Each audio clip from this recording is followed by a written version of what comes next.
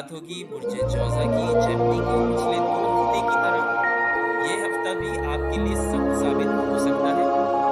मिले-जुले नताइज लेकर आएगा, ज़हनी दबाव और गैर ज़रूरी सोचों में नुमायाँ कमी होगी। और बहुत सारे ऐसे काम जो पेंडिंग का शिकार थे, उनमें बेहतरी आना शुरू हो जाएगी और बुध वाले दिन हरी चीज़ का सदका दें, ग्रीन चीज़ का। बहुत से बिगड़े हुए काम बन जाएँगे।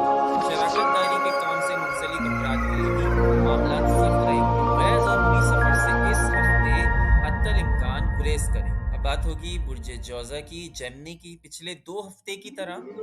ये हफ्ता भी आपके लिए सख्त साबित हो सकता है।